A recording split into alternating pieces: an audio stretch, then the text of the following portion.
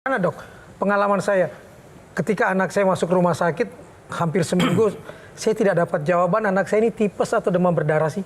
Sampai dokternya pun cuma sinis melihat saya. Saya ingin menggugat dokter tapi saya nggak yakin saya dilindungi oleh ID misalnya. Karena yang isu yang saya dengar adalah ada tugas dokter untuk membuat pasiennya bertahan lebih dari seminggu di rumah sakit karena rumah sakit butuh penghasilan yang besar misalnya. Saya masih bisa terlindungi kalau saya melaporkan itu.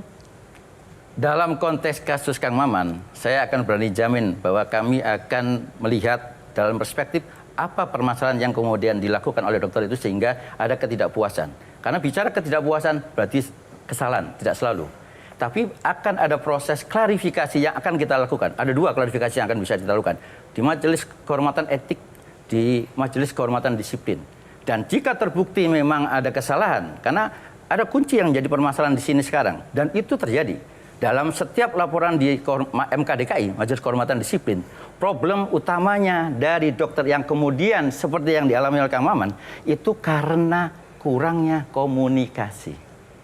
Sebagian 80% itu karena komunikasi yang tidak baik, sehingga akhirnya menimbulkan ketidakpuasan. Apa ketidakpuasan itu ada sebuah kesalahan? Kita buktikan dalam sebuah proses peradilan disiplin yang dilakukan di MKDKI. Komunikasi yang tidak baik dari pasien ke dokter atau dari dokter? Dari dokter ke pasien. Dari dokter ke pasien. Artinya dilindungi dan tetap diproses ya seadil-adilnya dok. Baik. Jelajahi cara baru mendapatkan informasi. Download Metro TV Extend sekarang.